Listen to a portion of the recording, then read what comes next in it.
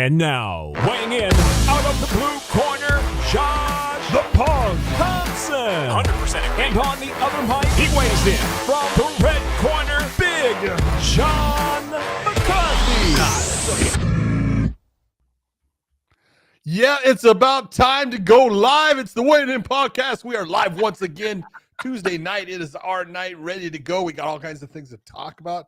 There has been some controversy. There has been some tweets. There has been some releases.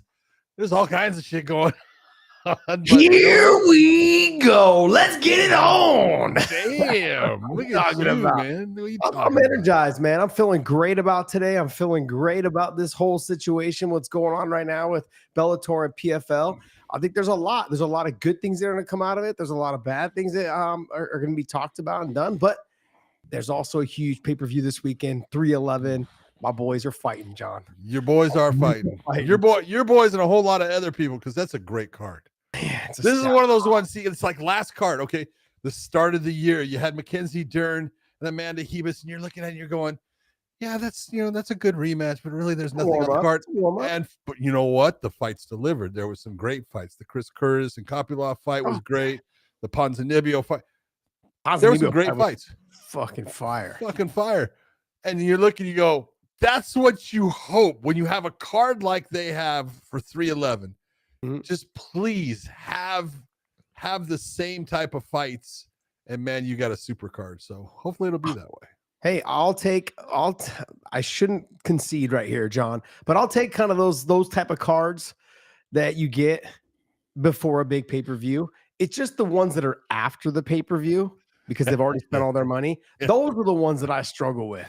Yeah. You have me on an all-time high, and now you're bringing me down to that level. I'm like, I almost start to become not a fan anymore. I know. I'm just like, man, this is you got me so that's exactly it, because you go, oh man, I get hyped, like I'm so excited to watch that fight, and then what's the next card? You know, John, when you were younger, right? Watch you were at a club one night or a bar one time, you pulled a 10. And the next time you go out and all there is 4s, you're not really want to settle, buddy. You know, it's like you're really trying to pull another 10. But for some reason, the UFC finds a way to do that to us almost every single time.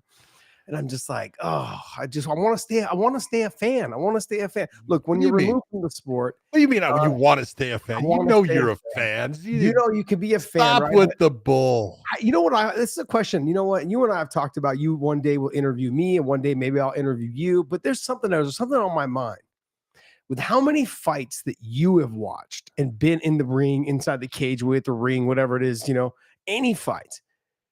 Have you ever got to the point of going, you know what? I would rather spend my Saturday nights doing something else. Well, there's moments where I get those thoughts. I'm like, and now I just want to drift away. There's the ones where you look and you go, I'm just not excited by that card. I would rather not have to spend my time watching it. Yeah, of course. Never when I was refereeing. I didn't care if it was the biggest show or the smallest show.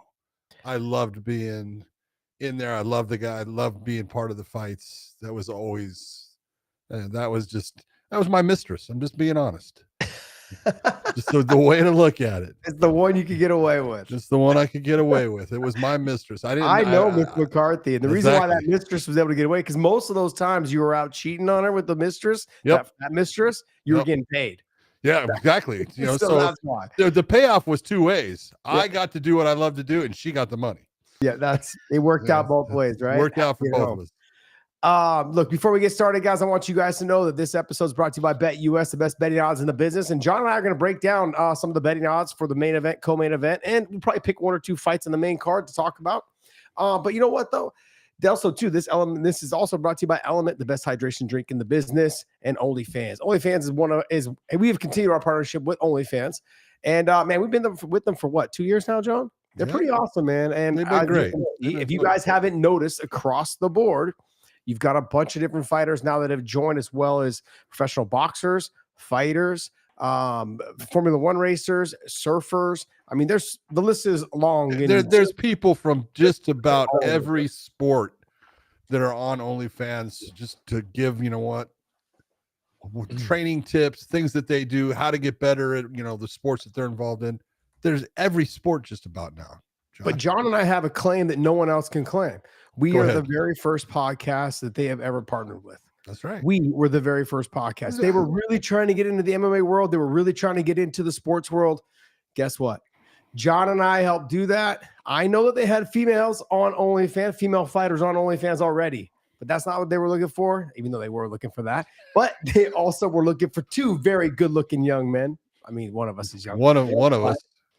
So, I'm not going to Dave, say which one it is. I'll let Dave. everyone figure that out. Yeah, Dave. But man, it's been a blessing to be working with those partners of ours. And so if you guys want to continue to support us, please support our sponsors. John, let's go. Do you want to just jump right into the UFC? Yeah, might as well. There's so many fights. We're not going to be able to cover them all. Yeah. 14 fights on this card. That's a lot. Yeah. There's a lot of them, but let's go ahead and talk about the ones we really care about and the ones we feel like will be the best fights on there. Well, obviously, you got to start off with the main event being the lightweight championship of the world with Islam Makhachev taking on Arman Tsarukyan. My God, it doesn't get any better. This is what you're looking for. If you are a fan of this sport, you are looking for a guy who is considered the very best in the sport right now, pound for pound. Islam is the guy, and Arman Tsarukyan is a guy who has fought him. This is a rematch, but this is the kind of rematch when I say, but this is a rematch where the guy who won it is now the champion. This championship fight, there's a little bit more. I do get excited for that fight. I do get up for it because I'm not going to let this contender take my title. And this is a guy that he needs to get excited for because this is a guy who can actually take that title from him. None of the guys that Islam has fought. Charles had me a little nervous, based on just. See, I'm saying that's a lie. He didn't. You were covering it well because, man, you basically look. I'm telling you right now, Charles, because I was saying, man, you're not giving Charles enough credit. Yeah, you were just straight out. He's going to submit him. But he was tricky, though. He was good off of his back, very quick off the chasing the submissions off of his back. And I knew that he would end up on his back. I just wasn't sure if he was going to be strong enough to stop Islam from passing his guard. And we saw after he got rocked, the strength and the ability to pass was so quick, and the submission was on tight and quick.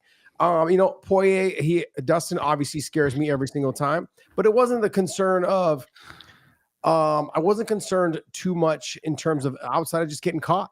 He wasn't going to submit him. He wasn't going to out wrestle him. He wasn't, there was things in there that I felt like Islam, he was the better, more well-rounded fighter. Dustin's always dangerous because he's got the pop and the power and the dog in him, man. Yeah. He's one of the greatest fighters ever to step foot in that cage, man. Him and Max have fought every single person you could possibly think of in those two weight classes, 45 and 55. Yeah. So Arman, though, is the one that I look back at their first fight and I think to myself, man, this kid took the fight on 3 weeks notice or something like that. Yeah, 2 weeks notice, somewhere around there, and came out and had a great fight. I also do know that Islam, I believe, it was sick at that time, was on antibiotics towards the end of the antibiotics, but still on antibiotics, which makes a difference. The explosiveness wasn't there. The ability to really kind of work through being exhausted and tired. Now, I've seen guys, and myself included, but I've seen guys take a look back at the Luke Rockhold fight when he fought Chris Weidman. Mm-hmm. He was on antibiotics. He started the antibiotics that week. Look how exhausted he was after that first round. Now, he was able to come in, and get the finish eventually, but man, he was not the same fighter after the first round. And luckily, both of them were so exhausted from the first round because they did put a lot out in that first round that Luke was able to go ahead and get the win. But with Islam, I think he's going to have to be very cautious and careful because Arman is, even though he really wants to win this fight. You can see his intensity level is there. His focus is there. Everything he is doing to help promote the fight is a big deal. He's putting a lot of effort into making sure that everything about him is just this focus on this fight, which it should be. This is the toughest fight he's ever going to fight.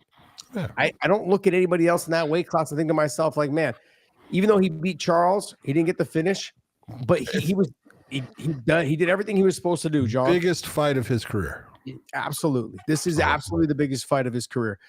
Islam, to me, though, is the things that he did in the first fight, John. I think Arman's going to have a little bit of a remedy for it. The foot sweeps, the clinch, those type of things he will try to stay out of. He will try to wrestle him from distance. He will try to wrestle him off of his striking. What I mean by that is heavy, hard shots to close the distance and make Islam wrestle from the waist down. He will make him try to he will chain wrestle Islam to death from the waist down, single leg, double leg, elevate, all of those things. He will try and hike the leg up. You've seen that before in the past with some of his past fights. He's going to have to do that if he's going to get this win. Hanging out in the clinch is not where he's going to get the win against Islam. That's not his strength. The foot sweeps, the body locks, all of those things is not going to be his strength against Islam. On the feet, the striking of Islam is going to be better than his, but the power I'm going to give to Arman because he throws everything behind it, John. He's going to come loading in, and he's committed to it. That's what makes him dangerous with a lot of the guys that you've seen him fight in the past. He's committed to his overhand right or his straight punch down the mic. He is committed to throwing that strike. Now, if he stays committed to that, along with putting his takedowns behind it, he may have success getting the fight to the ground. On the ground, though, this is where I think the difference lies. On the ground, look for Islam to chase submissions more so than really to try to get back to his feet or try to get to that top position. I think he's really going to look to chase the submissions. I think he saw in the Charles Oliveira fight that Charles had threatened him several times. Especially at the end. Exactly. And Islam, to me, I feel, and I know Charles is a world-class black belt, and he's got the most submissions in the UFC, all these other things. Islam is a better grappler. That's just from personal experience, from watching, even just from seeing them fight, his ability to pass guard, his ability to control, his ability to, and there's certain submissions that I've said before that he tends to hit because he has that ability. You know, Kimuras, rear naked, side choke, like any type of darce, any type of anaconda, he will hit from any direction. So that's my take on this fight. What's yours? I know I was long-winded. No, your take is exactly the way I kind of look at it. In the real question, I'm going to go just off of, since you were so eloquent in what you said, and you're right about what you said. Thank you. I'm going to cover part of what Arman's been talking about is he sees a weakness in Islam as far as his cardio. And it could be well known that there's a reason why. And you can take a look and say, all right, we did see that Islam was tired against Volkanovski in the 5th round in their first fight. He was. There's no doubt about it. That's a round that Volkanovski won. All right. So you take a look, and that kind of puts a little bit of truth behind what Arman's saying. Then you can go and you can look at the Dustin Poirier, and he's looking, saying, you know what? He seemed to get a little bit tired there. Now, he finished the fight with a submission in the 5th round, so you got to kind of give credit to it. But what Tsarukyan is saying is, I'm going to pressure him. I am going to make him work past his comfort zone, and I'm going to push him over that cliff as far as cardio. The one thing that I've heard out of right now, I've heard that Islam at this moment is in the best shape anyone's ever seen him in. He took the fight serious. He is in a position where he is grappling everyone and not breathing hard at all. He is doing everything and looking very just smooth and relaxed, which is what you want to see out of your fighter. You want to see them being able to move in the stand-up and just be relaxed with everything that's coming at them, the different styles that come at them. Nothing makes them, where they look like they're a little bit tense. Just relax. I look at this fight as Tsarukyan has to push. He has to push in this. It's his only way of winning. He can't sit back and wait. He's got to create that. I need to make this fight happen. I need to start just taking rounds from this guy and make it to where also now he's in a panic. Do I think Islam's going to panic? No, I think that exactly what you said. I think the striking, yes, more power goes to Tsarukyan, but technique and the ability to put those shots on target, you're going to see a whole lot higher percentage coming out of Islam. Excuse me. The other thing is the grappling. It's a different type of grappling. It's exactly what you're saying. Tsarukyan is a lower level grappler as far as he goes after the legs. Islam is an upper level grappler, meaning he's like a Greco-Roman guy. He goes after the body locks and the takedowns from there and the foot sweeps from there. I do go back to that first fight and look at how some of the takedowns occurred. And exactly what you were saying is Tsarukyan has got to stop getting into an upper body clinch situation with Islam. He lost every time that happened. So exactly what you're saying. I shoot from the outside. I try to turn the corner on him. And if it doesn't happen, I need to break away from him so I don't get into that upper body clinch now and start going back with power shots and make him move and then come into the legs again. Circle. But that's going to burn a lot of energy. It's going to burn a lot of energy. But I look at this fight wrestling wise. I do think Tsarukyan is the better wrestler as far as freestyle wrestling. Okay. He's good. You take a look at, his fights with, Gamrot and everything. Gamrot's, dynamite wrestler and everything. But I don't think he's the better grappler. And that's the difference. There's a difference between wrestling and grappling. And grappling is all of the arts put together, your takedowns, your throws, your submissions, everything. Islam is the better grappler overall. So I think he has the advantage. And I do think that somewhere in this fight, I'm predicting right now, I think Islam gets the win. And I don't think it's a win by decision. I think it's a win by submission. And I do think it's going to be an arm triangle or a side choke, as you're talking about. That's exactly where I was leaning with this. But like I was saying, though, is John, this Tsarukyan scares me the most. And the reason why I'm saying that is because he can wrestle. Because, yeah, and that's the other thing is he can wrestle well. Look, I go back and took a look at his Gamrot fight. Yeah. The two of them were two ferrets getting after it, man. And I say like two ferrets on the ground, just tussling around, having a blast. That's what it looked like to me. He lost that fight by the skin of his teeth. Yeah, no doubt. And if it would have went the other way, I wouldn't have been upset. It was a great fight. Yeah. For nerds like us. I think for the casual fan at home was like, man, well, these guys just hugging each other. But there was so much technique involved. I mean, it was really impressive to watch from the outside. That's what scares me a little bit. Now, I'm not concerned once the fight hits the ground, outside of some nasty ground and pound, which he's got. Arman's got really good ground and pound, but in that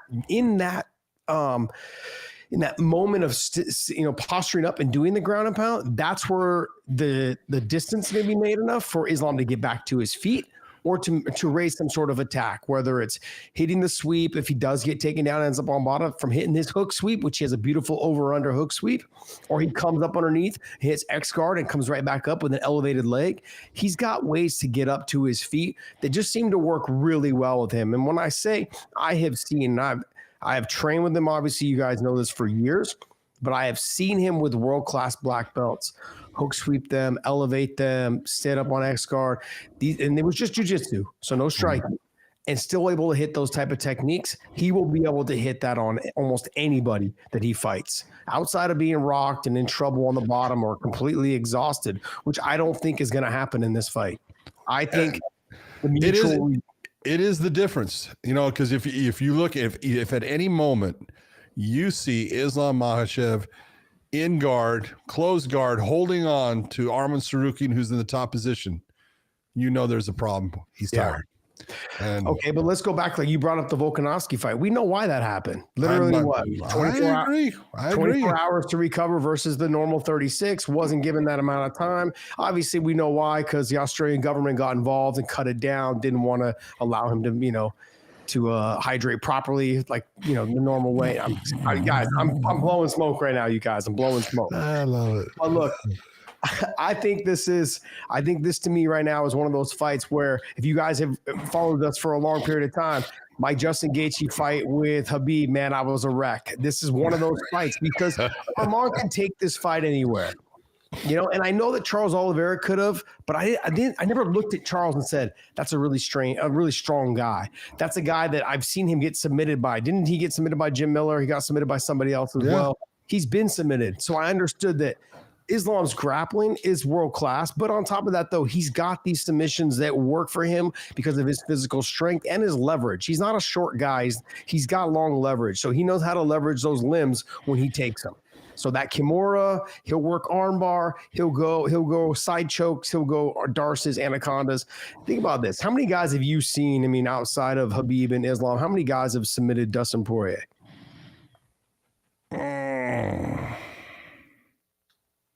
Submitted him? Yeah. I'm not coming up with any others. I can be wrong, but Dustin's a stud.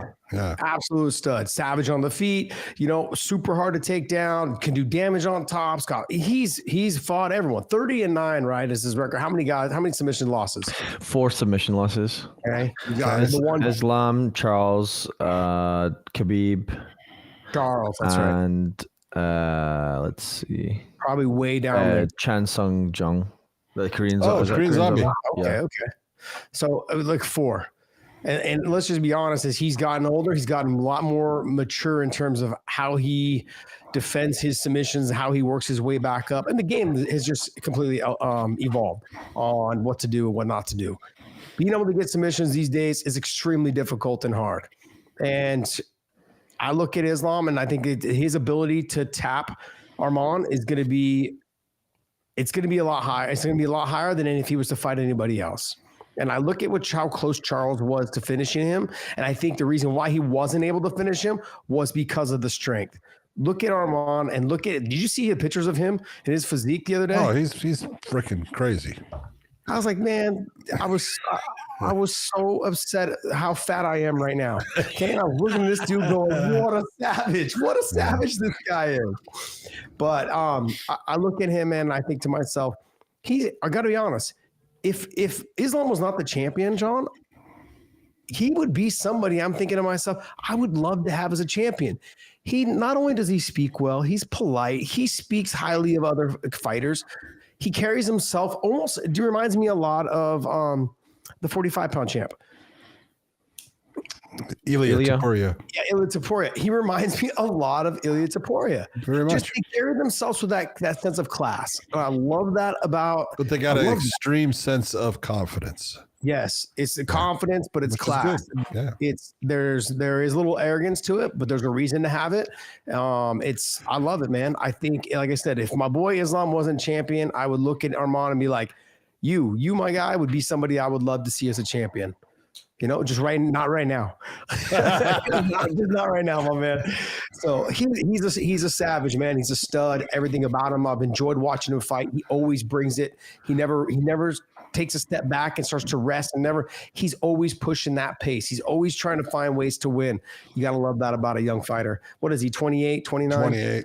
Yeah. 28. He's still got some time, but and that's the whole thing. Even if he doesn't win this fight, look, he's going to make another run. He's going to come back around. He's going to build himself right back up, and he's going to be in that hunt. And when you take a look at the division and who's in it, there's not a whole lot of guys that can stop him, that are there. So it's not like he's going to go away. If he doesn't win it this time, which is, a possibility, based, in my opinion, I think it's a probability, but it doesn't really matter because he's got so much left in the tank right now, and he's just going to be getting better.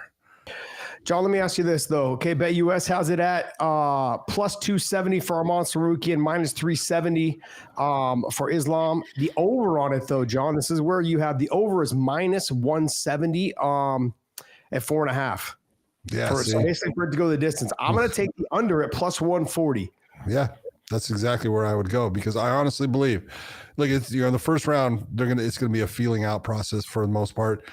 It will be a little bit of, they're going to be a little comfortable since they've been in there before, but still they're going to take their time just based upon the 5 rounds, everything.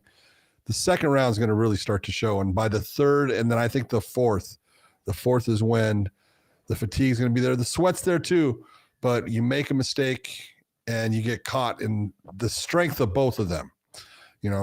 What Islam is able to, and it's hard to explain to people. There's a difference in everybody. There's a difference in what we call the squeeze and the way that a person applies a pressure.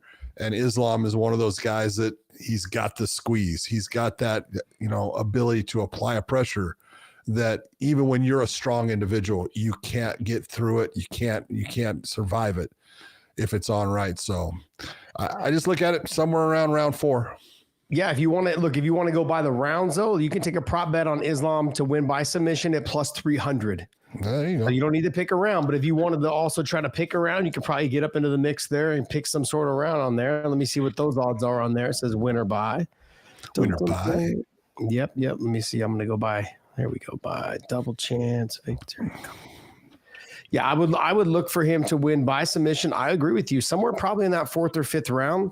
No difference in how you saw he was not stopping against Dustin. He was still trying to get that finish towards the end. He put me in a position to get a finish, get the fight done and over with.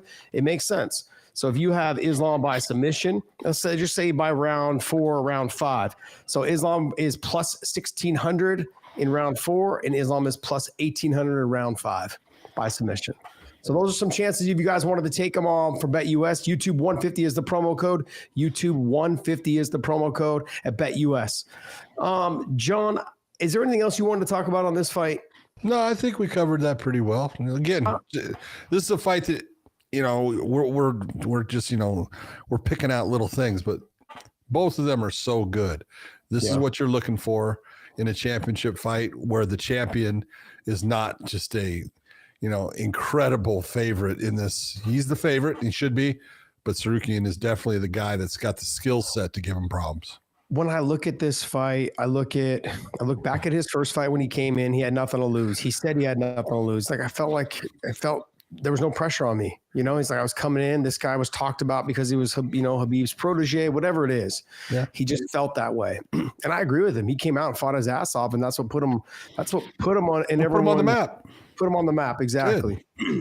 What it was though, too, was we started getting into, as I saw him fight against Gamrot, like I said, I didn't know which way it was going to go. I actually leaned a little bit more towards Gamrot. I thought he won a little bit more of the exchanges.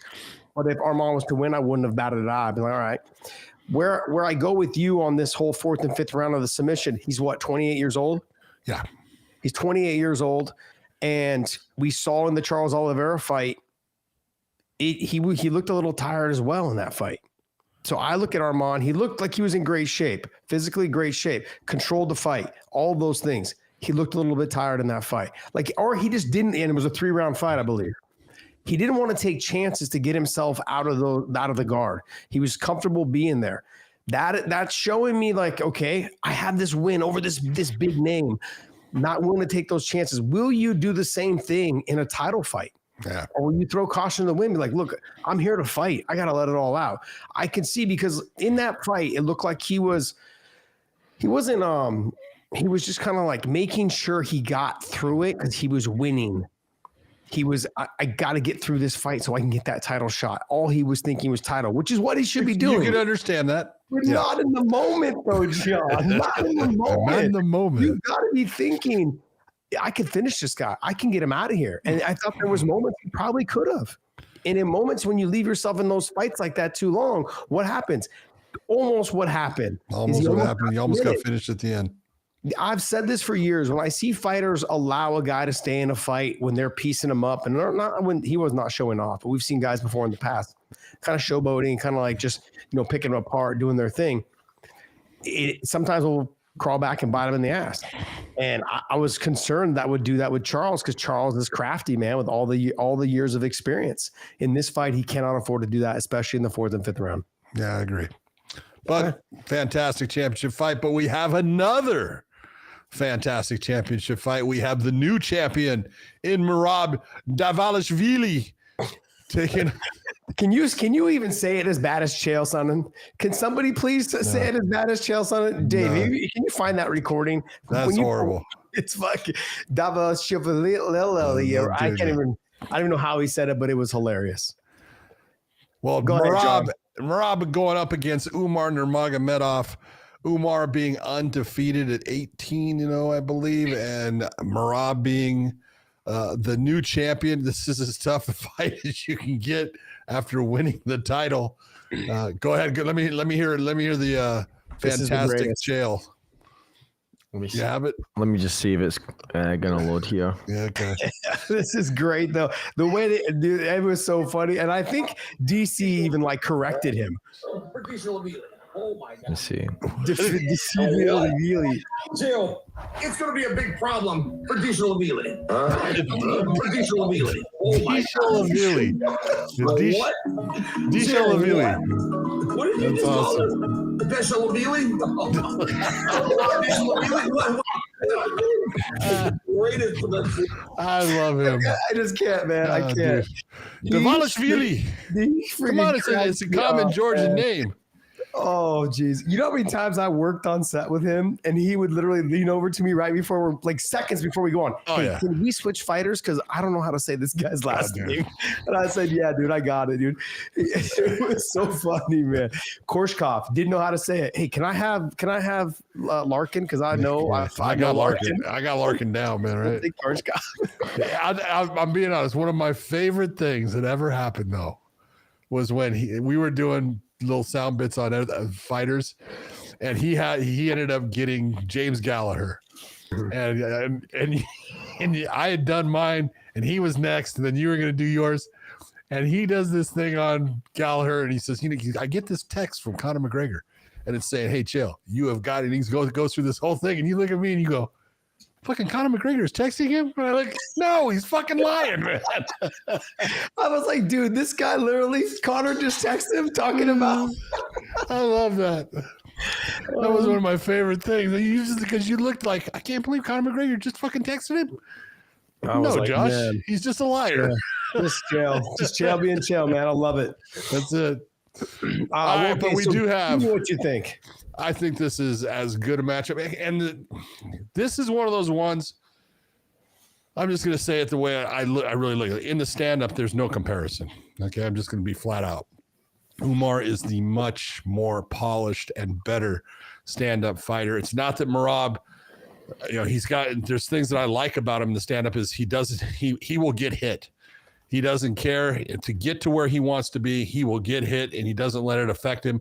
But if he gets hit with the right shot, it's going to affect him. And we've seen that happen multiple times where he's been hit with shots. Now he's made his way through it, but he's been hit and hurt, and that's caused him problems sometimes in fights. And it's because his stand-up is just not that smooth and that technical. He's a brawler. In the stand-up, he's a brawling guy. So Umar absolutely has a huge advantage on the feet, especially with the kicks. But is he going to kick in the fashion that we've seen him in the past based upon Merab is very good at catching kicks. He's very good at shooting in off of the kicks. And so do you limit your offense to try to help your defense? It's something that we're going to find out in the game plan of Umar. When it gets to the wrestling part, look, they both can wrestle their asses off. You can take nothing away. It's the tenacity of Merab that is impressive, because he doesn't just shoot in on a double leg, and he'll go to a single leg and he'll go back to the double leg. But even when you go, his opponent's out, he's chasing him, going after it more. And he has the energy to make that work.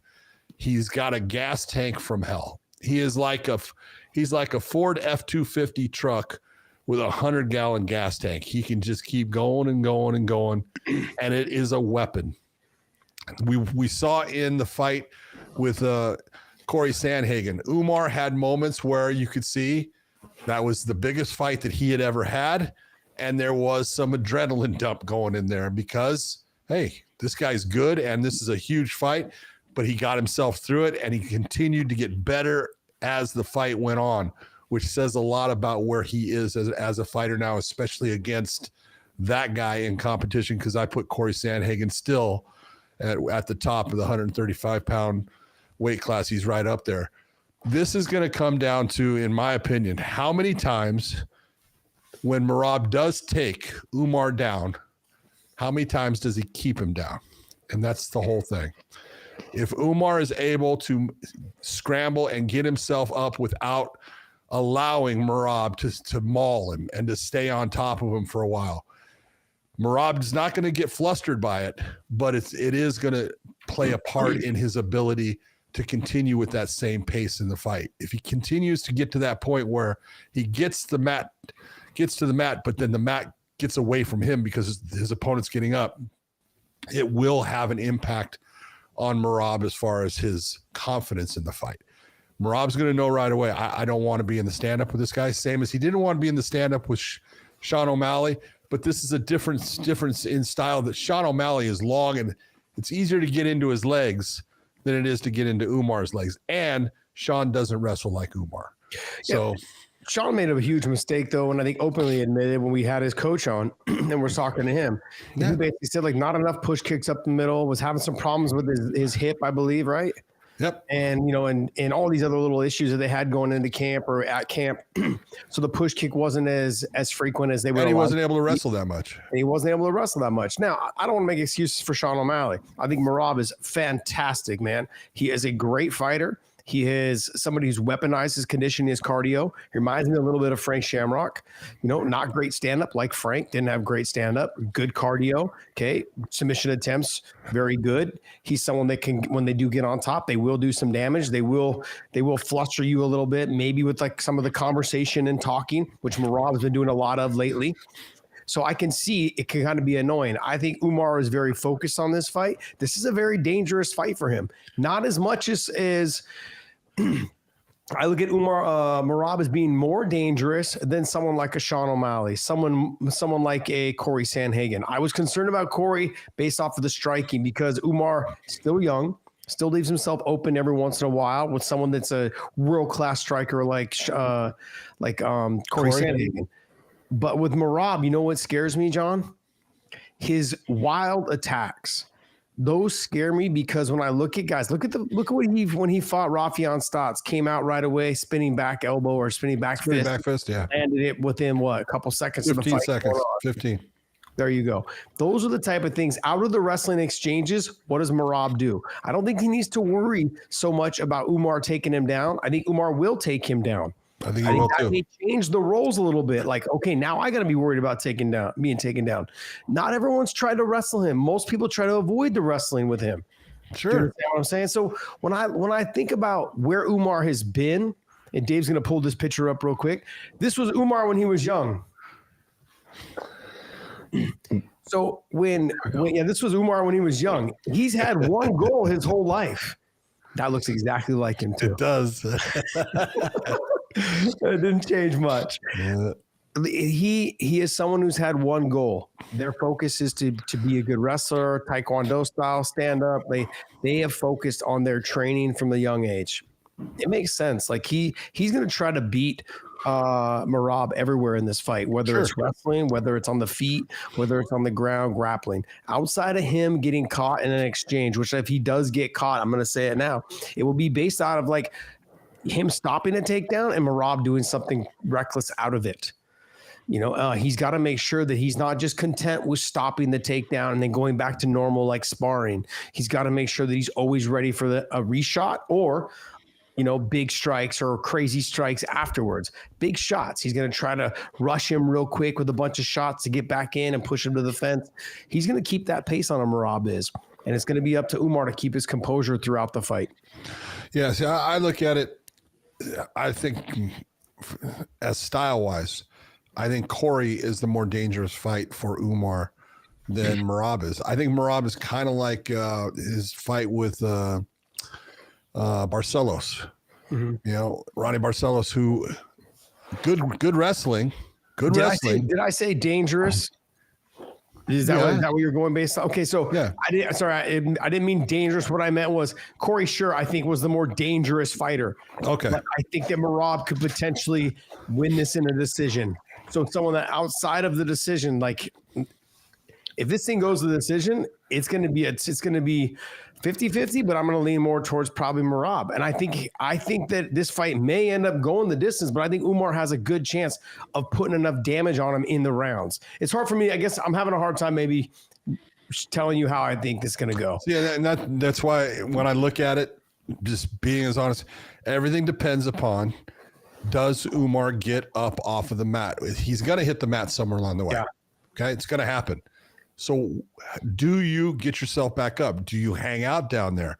What is it you're doing? Is it that you don't take any damage from him because he takes you down near the end of the round? Okay. But do you get up from that position without being damaged? If you do that and you do it multiple times in the stand-up, Merab's not going to be touching him. Not much. Just not much. He doesn't throw with, he doesn't have a snapping jab. He throws big looping shots, which is exactly what Umar is fantastic at countering. When you throw a big looping shot at him, he counters you beautifully and lands. So I look at the damage is going to be being done in those moments in the stand-up by Umar. So the real difference is if Merab is able to keep him on the ground, the time starts to go towards Merab, and that he's controlling the fight and he's doing a little bit of damage and stuff, and he's taking away moments for Umar to actually be the guy delivering the damage. If he's not able to keep him on the ground, the fight's not going to be in any fashion other than going towards Umar. Someone just said my hair was spiky, so I'm trying to put it down a little bit. Why? Why are you going to listen to him? I didn't listen. He didn't say anything. I just read it. Well, so I didn't hear it. That's a form of communication. I didn't hear it. Okay, let me clarify. I think that Umar wins this fight everywhere, but I have to I'm 100% agreeing but with you. But you have to give Merab his due. He's the champion. He might be even better now than he was in the past, and he's dangerous. He is 20% better when you become champ. What's the most dangerous thing about Merab? His confidence, his cardio. His cardio too is very good. But John, when I look at Merab, outside of the wild strikes and the wrestling and the cardio, he's gonna have the only way I feel like he wins this fight is outside of like a fluke knockout, like big shot, like basically a big loopy shot that catches him, but is grinding this out to a decision. Yeah, for the most part, let's be honest, that's the way Merab wins his fights. He out cardios guys, he mauls them, and he gets the decision off of it. He isn't stopping a whole lot of people. There's not a lot of submission attempts either. They're like threat to submission to basically make you sit back to your back. Yeah. Whereas with Umar, right? The side kicks, the snap kicks, the question mark kicks, all those things. How relevant will they be knowing that he's gonna have to fight the takedown defense? Yeah. That's one. Two is, I think you should look to see a lot of the side kicks to the body, right at the hip. See a lot of the side kicks to the oblique, and you'll probably see maybe one or two punches after he kicks to set it up, and then he'll back out and circle out. Don't look for him to stay in the pocket too long in the exchange. There's gonna be a lot of exchanges back and forth, I think, but it's gonna be mainly Umar on that outside, really keeping that distance. Yeah, I mean, but you take a look at Merab. How many finishes has he really had in the UFC? I can think of him being finished the one time by Ricky Simone, and I can think of, I think Marlon Moraes. He hurt Marlon Moraes and finished him with ground and pound, I believe. But that's the only one I can think of. He's a decision machine. Got it. I mean, but look, Umar's got good submissions, man. I mean, he's been working since he was young. At 19 years old, when he came into the gym, I was working with him. He was asking a ton of questions, just constantly wanting to get better. And I was just texting with Habib the other day about it, and that's real, not like. Hey, Dave, look up real quick, Merab, just so we can find out how many. One TKO victory and then one submission loss. Otherwise, it's all that's Ricky decisions. Simone. Boom, okay. So I'm sorry. So you were texting with Habib. Go ahead. Yeah, just don't. Just come on. Was he on a plane? No, we were just texting. Hold on. Was he on a plane at the time? No, he was not. Are you sure you're not Chael Sonnen? Yeah, we were just texting back and forth and just talking about his abilities to how much better he's gotten better in his grappling, his wrestling, his abilities to chase submissions now, and that's going to be a big threat. I really believe that even though you can be a good wrestler like Arman Tsarukyan as well, they leave their necks sometimes in bad positions.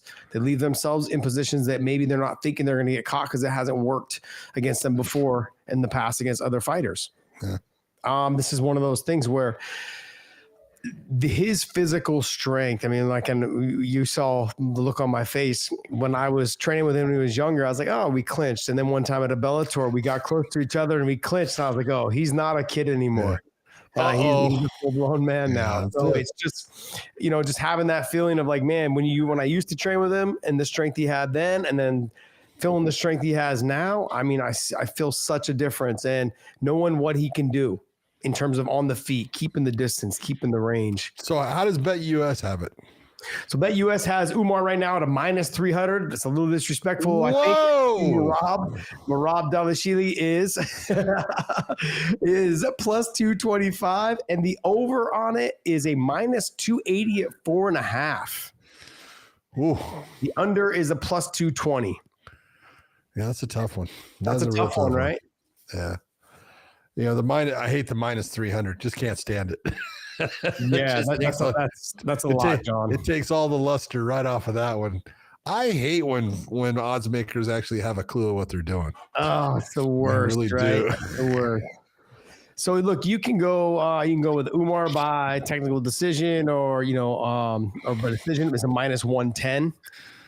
You can take. You can go. Let's see. Let me look at some more of these here. You can go.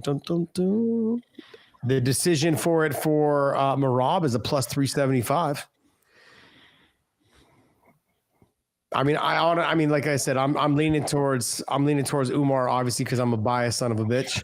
No, you're not being biased in this one. I'm being biased. I'm gonna. You're not being biased. I'm like die with my dogs. I love Merab. I think he's great for the sport. I love the stuff that he does around it. I like the way he talks. He's a good person to everybody out there. He's funny, but this is just a bad matchup for him. If you're going to look at, the type of style that's going to give him problems, Umar is that guy. Yeah. So, and that's no disrespect to Merab. It's just everyone has that style that's going to give him problems.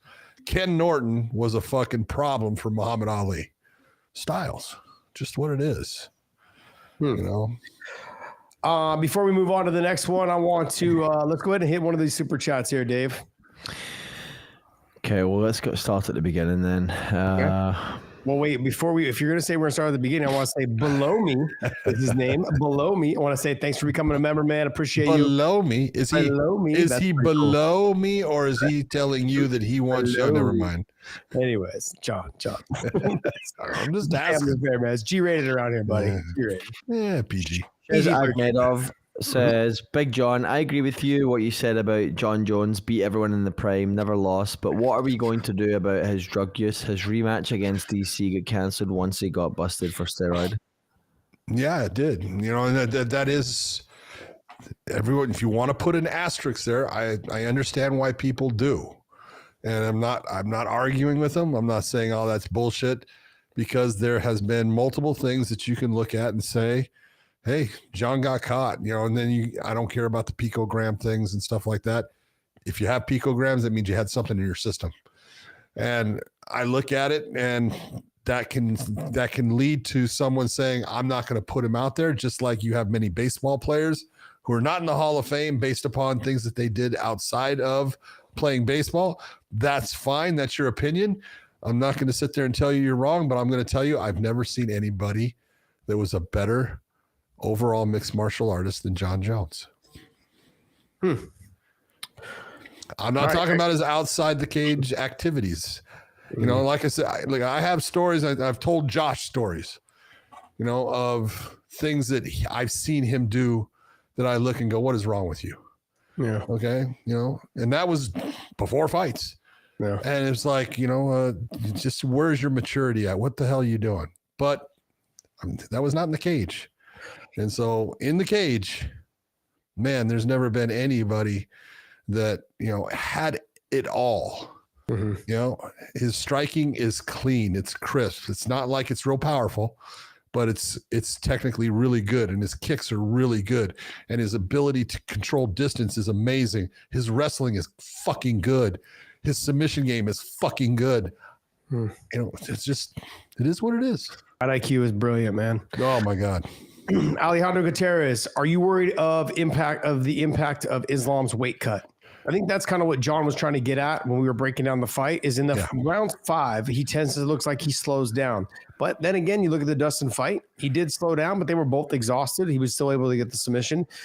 I think you were mainly referring to the Volkanovski first fight, which we both, I think, agree because of the weight cut issue and how much faster they told him they had to put the weight or rehydrate. And he wasn't used to it. He was used to the new system instead of what basically was the old. Yeah. So they took him to another country, tried to sabotage him, and that's what happened. I'm sticking with it. That's my story, and I'm sticking to it. Story. Let's go ahead and move on to the next fight. What fight is that there, John? Next fight is Yuri Prochazka taking on Jamal, according to Podcast Dave, Jamal Hill. Yeah, I love Jamal Hill. Jamal Hill cracks me up. He is intelligent. He's funny.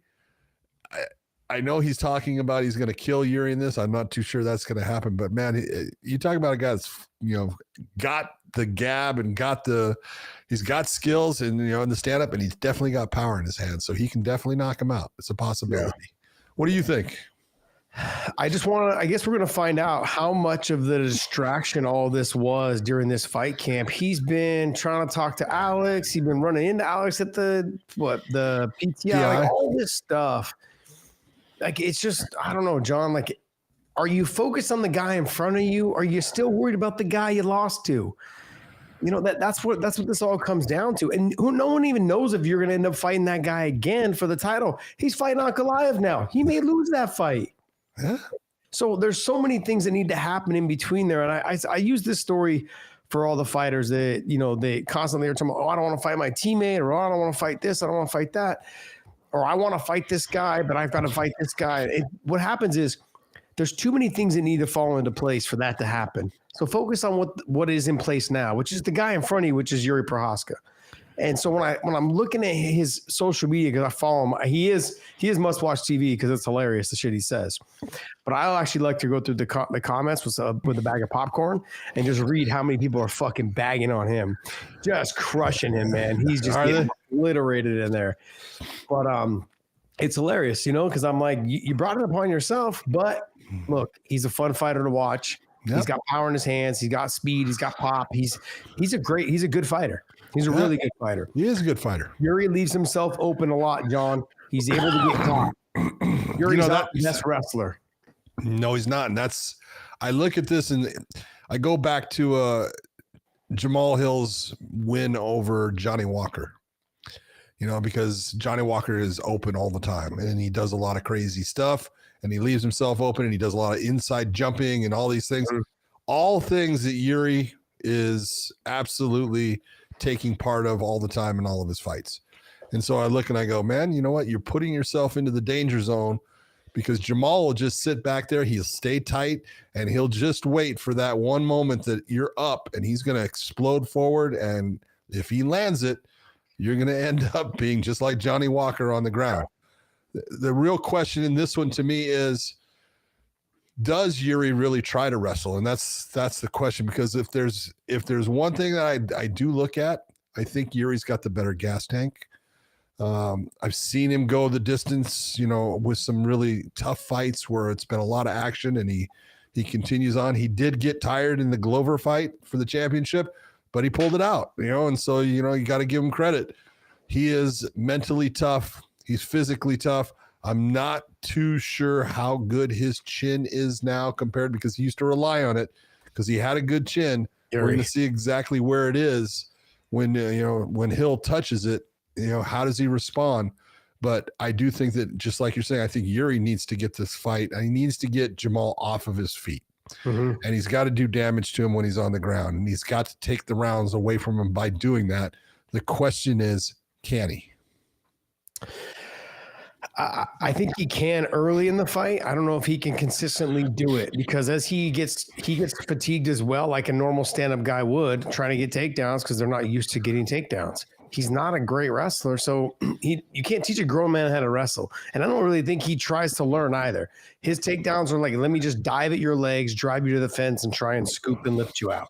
That's kind of his takedown. Yeah, he can kind of get to a body lock. He'll try to fling you down, like middle school type wrestling, that type of thing. You cannot live off of that whole thing. You cannot teach a grown man how to wrestle. No, that died. Well, when GSP learned, that's exactly it, man. Yeah. He took that statement and fucking crushed it. He's a freak, though. Let's be honest. No, I agree. The average grown man, they can't walk, let alone fucking wrestle. Okay, they can't get themselves to the fucking post office. They can't walk. They have a struggle to walk to the fridge to get a beer. Most of us. I'm putting myself in that category these days. Jamal Hill, to me, I think it has the advantage in this fight, and I think the betting odds of it with BetUS, the YouTube 150 is the promo code, will definitely tell you. Jamal Hill is a -125. Yuri is a -105. The over at 1.5. It is close. Very close to even. But I'm gonna go the way that you went. I think Jamal Hill is gonna touch that chin. Yeah. And I actually thought they would have had Jamal Hill just a little bit ahead of what they have him at there. I would have thought it was more like a minus 150, 160. got it. Comparatively, but if I would be willing to go at 150 or 160, I definitely would go with the 120. So I would pick Jamal Hill in this. Do you think it's going to go under the 1.5? That's a tough one, huh? That is tough. I think if Jamal gets it done, he gets it done more towards the third round by getting rid of him. Yeah, because if I'm looking at those fights there, John, I'm looking at the bets here, and I'm thinking to myself, I would probably take him by finish. So if I'm going to take Jamal Hill by KO or TKO or whatever, I'm going to take it at plus 185. Yeah. I mean, that seems like a safe bet. Now, I don't need to pick a round. I can make more money if I pick a round, but I'm just going to take it flat out for him to win, by TKO or KO. It's absolutely it's a good bet. Your whole thing is if he doesn't get it done and he gets the win, you're pissed at yourself. But yeah, that's true.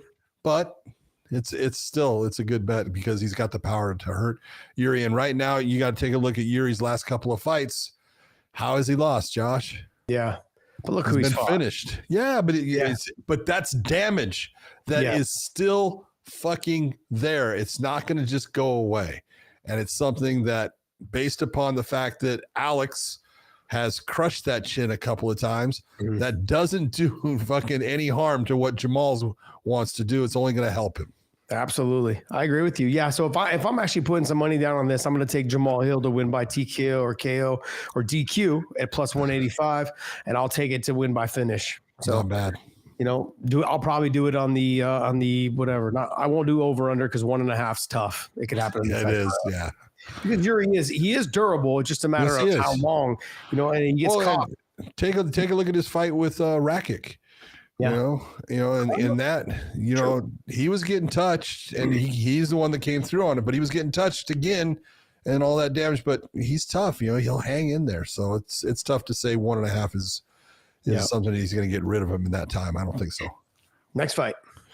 Oh, we got Beneil Dariush taking on one of my favorite guys, the guy that gets on the mic and fucking pulls the podcast Dave routine. He's the biggest troll out there. It's fantastic. Renato Moicano. I love, dude. He's fan. He's telling people who to vote for, what to eat, what to tell people. He's just all over the place with it. He's funny as hell, and he's been just fantastic in his last several fights. And that's the difference maker in this fight, if you're asking me. Take a look at where Beneil has been. He was the guy for a while there. You're saying he's going to get a shot at the title. His last two, now that's been against great competition. I'm not saying it hasn't, but he lost to Charles and then he lost to Arman Tsarukyan. And so both of those were finishes. And that's the real difference maker where Moicano has been where? He's been in the victory circle. He's been the guy pulling fights out. He's been getting better as far as his confidence and everything. He's had 2 great wins. Actually now 4, right? 4 or 5. Is it 4 or 5 wins in a row there, Dave? I'm just getting it. He's working. Dave's working with the liberal Wi-Fi. I'm sorry, Dave. Sorry putting you on. But I do know that, his fight against 4, his fight against Benoit Saint-Denis, man, it was a stoppage due to the cut, but he was tuning him up. And that was with a broken collarbone, dude. Oof. Let's be honest. The collarbone or the AC joint? It was the joint itself was dislocated out. Oh, horrible. I'm telling you, horrible. Disgusting. Hard to lift your arm. And the fact that he went out there and fought with it, I love that man. So I look right now. No one ever said that. No, but both of them on the ground are good. Like Beneil on the ground he's really good. He's way better than people understand. He's awkward in the stand-up, and that's the real question in this fight. How does Renato handle the stand-up? Does he fall into the little weird traps that Beneil comes up with and the way that he extends off of some of his shots and everything? I look at it right now, just mindset and everything. I got to go with Moicano.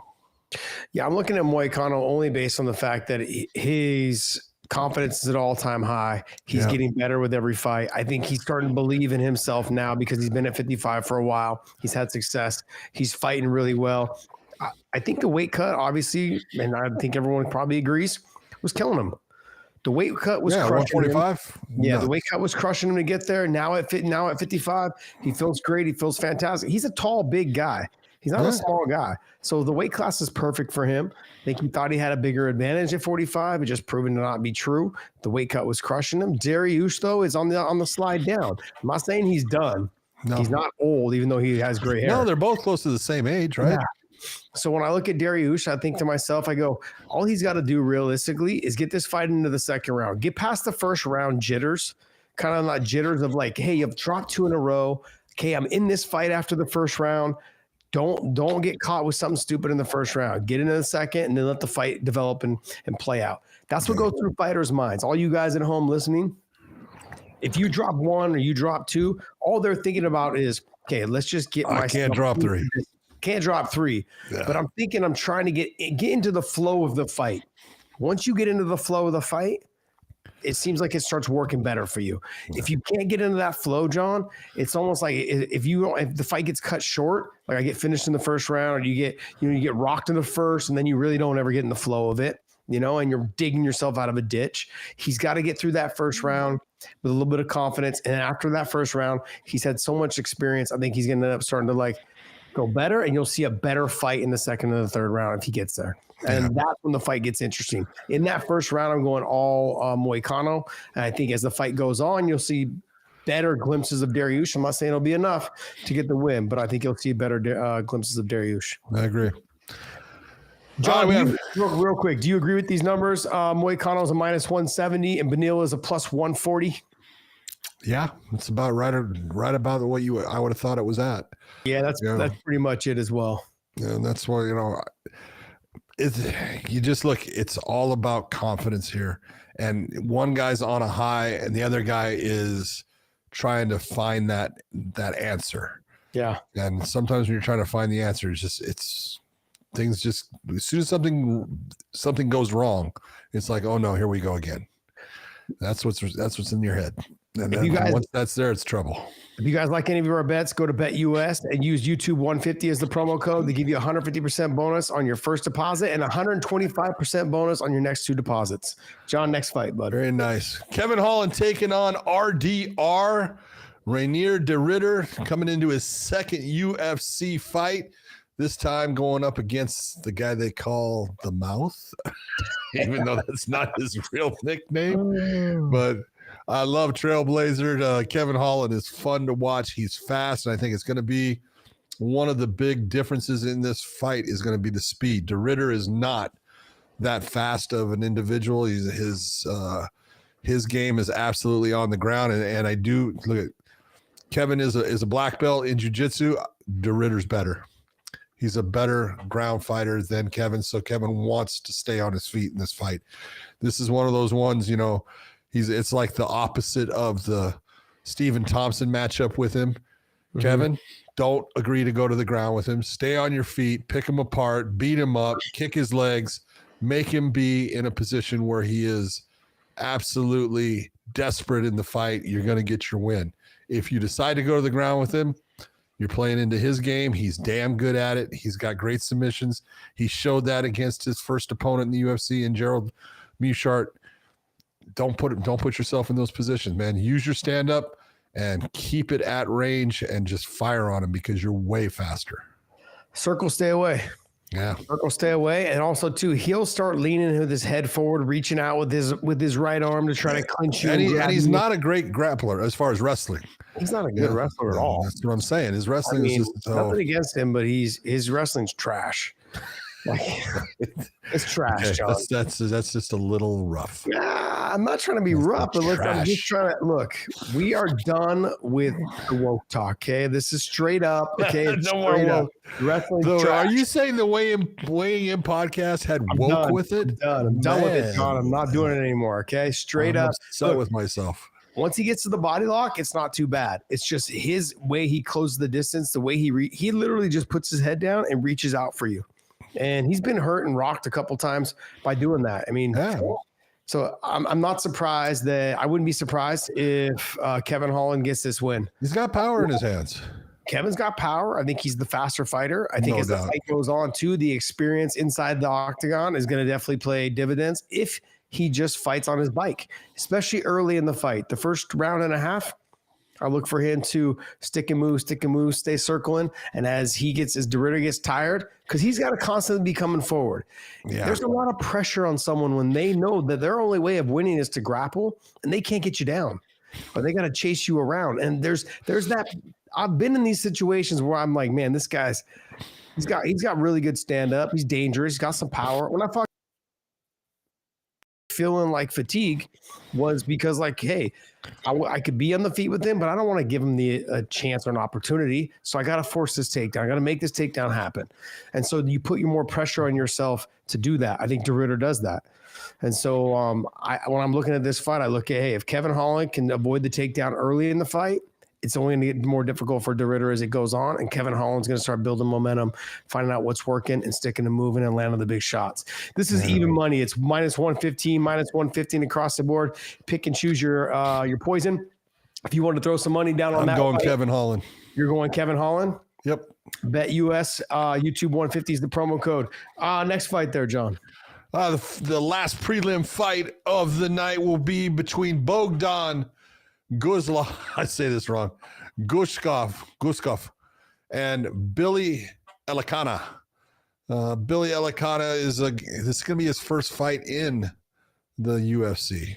John, I don't have that. Do you have that, Dave? I had to scroll down and find it. I was looking for it as well. Yeah. So I think they moved that fight up, is what I was told. So that's I hope not. If they're going to do the other one, it's great. Bring that back up, Dave. Yeah, because I'm sorry. I'm going to UFC's website. They have Holland and so the main event of the prelims, they have Peyton Talbot and Barcelos. Oh, okay, perfect. Sherlock has the same thing. Where's Spivak and Almeida? Where are they? They're secondary. Right before it. Yeah. Okay. Yeah. So Peyton Talbot. Talbot. I'm sorry, Peyton Talbot going up against Ronnie Barcelos. I love Peyton Talbot. He's fun. This kid from Reno is fun to watch. He is talented. He has got everything going his way, but he's up against a very tough guy, but an older guy in Barcelos. Barcelos is, I want to say now 37, something like that. Mm-hmm. But I mean, Talbot he's got it all, dude. This kid's got freaking style. He's good on the ground. He's good on his feet. He's for 37 for Ronnie. Okay.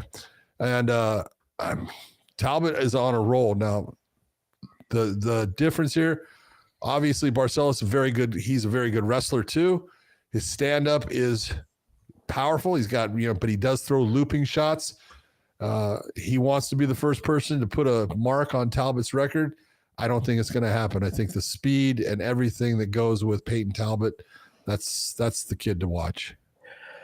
This is what the betting odds think of Peyton Talbot. He is a minus 200 to win by KO TKO. Oh, John, I believe out of his 9 fights, what is he, 9-0? 9-0. Out of his 9 fights, they're all finishes, I believe. Are they all? All of his UFC fights are no finishes. Can you look that for me there? It looks like Kid's good. He's good. He's got power. He's relaxed when he gets out there.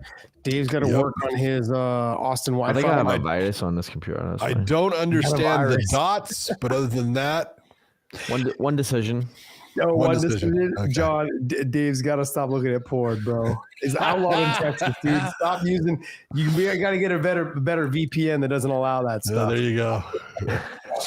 I'm the same way that you were thinking there, John. I think Peyton Talbot's he's gonna get it done. I think he's gonna get it done by finish. He's got heavy hands. He's very accurate. He's very composed out there. Very mature for such a young fighter. You see just how relaxed he is. Yeah. Look, whatever I decide to do, hey man, like I've got the answer for. So when you see somebody come out there, I thought in the beginning when I saw it, I thought it was arrogance and cockiness. It's just him as a person. And you see, as I've seen more clips of him on social media, as I've talked to people around the SoCal area there, We've talked, and it's just been kind of like, no, this is who he is. He really is just kind of a chill guy.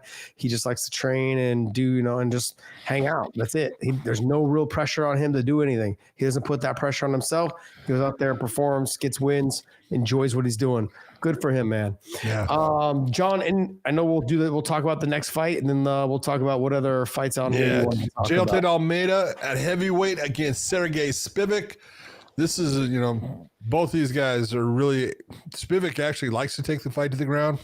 I don't think he should or has the ability to stay with Almeida once it's on the ground. I think Spivak is he's called the polar bear. He needs to maul Jailton in the stand-up because Jailton has showed that he doesn't like being in the stand-up that long. But I go with Almeida in this fight. I will too. I think he gets the takedown.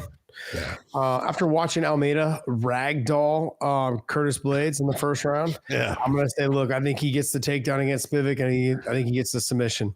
If he attempts the submission, we've seen him get takedowns and just kind of hang out there and try and control the position. Hopefully, he tries to get the submission and get him out of there. I'm actually kind of excited about the Grant Dawson, Diego Ferreira fight. Hell yes. That's going to be a great fight, John. Hell yes. I agree with you. That fight right there is going to be awesome. Both of those guys. Diego Ferreira does not get the credit he deserves for how good of a fighter he is. Oh, he's fantastic. Grant Dawson is a dynamite fighter also. So that's a great matchup. Yeah, if you take a look at who Diego's lost to, it's all been top guys. Yeah. That's it. And then Grant Dawson, he's kind of making a little bit of a rise right now. He understands what needs to happen. Yeah, he had that one fall against Bobby Green. Yeah. Where, he got caught. Happens. Shit, but other than that, he's had some great performances, and this is a super matchup. Yeah, he had the Joe Selecki fight, and then he had the Hopper Garcia fight. Yeah.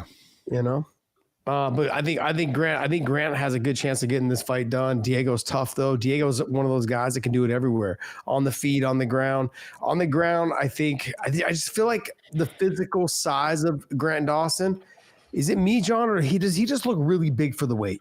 No, he's a big frame person, and he looks strong in it and stuff. So does he remind you of Brett Primus a little bit? Yeah, a little bit. It's a good matchup. Yeah. Not quite the same, build structure, but just as big. Gotcha. Yeah. And the last thing I'm going to mention is I'm going to give an honorable mention to my boy, Tiger Bekhoff. Yeah, man. Hey, brother, you got this, my man. You got this. Got to make sure I got to get all my daggies in there and be like, hey, what's up? What's up? Giving you guys all the love. Daggy love. All right, guys, that's going to wrap up our UFC talk. But before we move on, I want you guys all know, hey, right after this, we're doing a live show. We're going to answer a couple of questions from everyone, but we're going to talk about the Khabib Nurmagomedov being asked to leave the plane, and we're going to talk about that on our OnlyFans channel. So make sure you guys subscribe also there. It is free. We don't charge for our OnlyFans, okay? And like I was saying early in the podcast, we are the very first podcast that OnlyFans has ever partnered with because they were looking to get new content on there in terms of the sport era. We are the very first podcast they have ever worked with. Plus, they were looking for a couple of sexy fucking beasts. That's right. That's why we have Podcast Dave and Josh. Well, we like to show pictures of Josh the Pork Thompson, and he's got a bunch of little porklets now, right? What are they called? I do. Yes, they Piglets. do. Little piglets, little piglets. They look just like me, I bet. Yeah. Also, too, Drink Element, the best hydration drink in the business.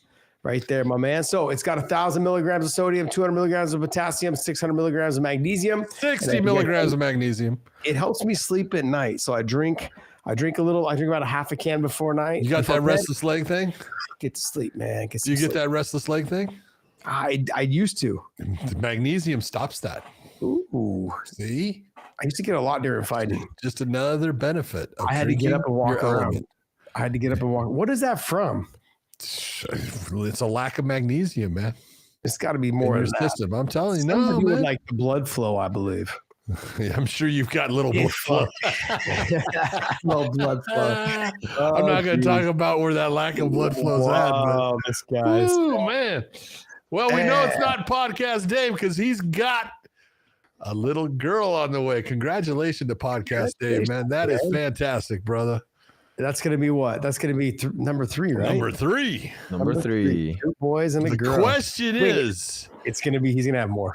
Yeah. He's gonna have more. You need to lay. I'm gonna try. Dude. I'm gonna try. Hey, I'm serious, right? You know, I just had to take Josh the Pork Thompson and put him in a separate area because he keeps on humping all the girls. He's a stud. We're gonna have to put you in a separate area from Tanya, dude. Jeez, don't fall. You gotta buddy. ease Don't- up on don't that. fall far. The porn couch right Got behind the me. porn that's- couch over there. Couch right behind you. Look at that bad boy. That's Fucking mustard Like yellow years. color I too. know. What is that? We call that the casting couch in Beautiful. Hollywood. That's the casting couch in Hollywood. That's, you and Diddy get together every once in a while. You guys Ooh, do once in a Diddy while. over there? Diddy has white parties. Fucking podcast Dave has mustard yellow. Oh, jeez. Oh, man. All right. Hey, I want to thank you guys so much for continuing to support us. Dave, we have some news to talk about. There's some Yep. stuff going on over at the PFL and Bellator and fighters and relations and all this other stuff. And I know a lot of people came here to hear about this. Yep. So, So Patricio is continuing to put out his disparaging messages towards PFL, not getting a fight. Do you want me to read off each tweet here? And no, yeah. not really. Ultimately, the tweets is that he basically was upset. They hadn't contacted him and they haven't had any communication with him about what's going on. And anybody that knows from behind the scenes, I've been hearing that the fighters were given new contracts because they're going to fold up Bellator. And I've been saying this, I think, since like September, that Bellator was going to be gone by the end of January, early February, which is exactly what's happening. This comes down to fighters were given new contracts, the contracts that they have now. They want to actually close those out because they believe that these fighters are getting overpaid and they want to have them renegotiate their contracts.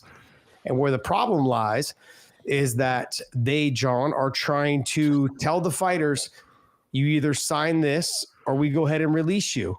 So either take the money, take the new contracts that we're offering you for less money, or you go ahead and we release you, but we release you with the matching clause. So they don't want to honor the contracts. Let's just say, I'm going to throw out a hypothetical number, okay? Let's say I'm going to offer you $500,000 a fight. And they're going to say, well, we don't want to pay that anymore. So go ahead, we're going to release you, but we're going to leave the matching rights in there. So now the UFC, they go to the UFC or they go to GFL and they say, hey, how much will you pay me? And the GFL says, we'll pay you $380 a fight. So now that turns around and they go, hey, the PFL comes back and says, well, we're going to match that then and get you back, which is a bunch of bullshit, which I understand they have the ability to do that. But that's a bunch of chicken shit. I don't understand how you can release someone and still say I have matching rights though. If you're releasing someone, you're releasing them. That doesn't make sense. They're releasing. Well, It would have to be in the contract that they already have. they already have matching rights now.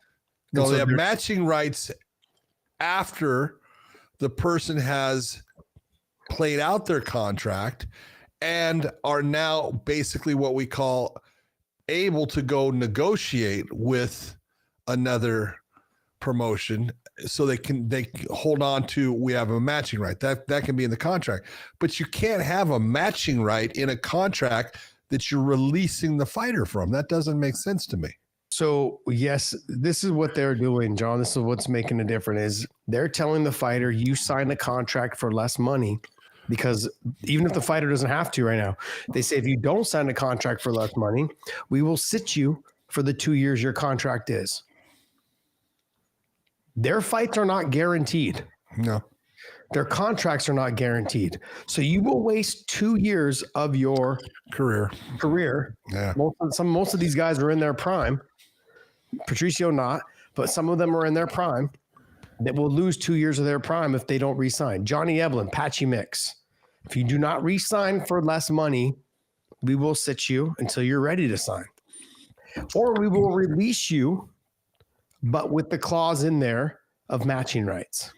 Did you see the one by Corey Overtime Anderson?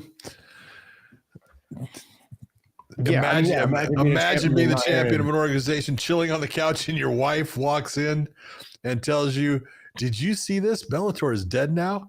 And all you can do is shrug your shoulders in confusion because you still haven't heard a thing. Yep.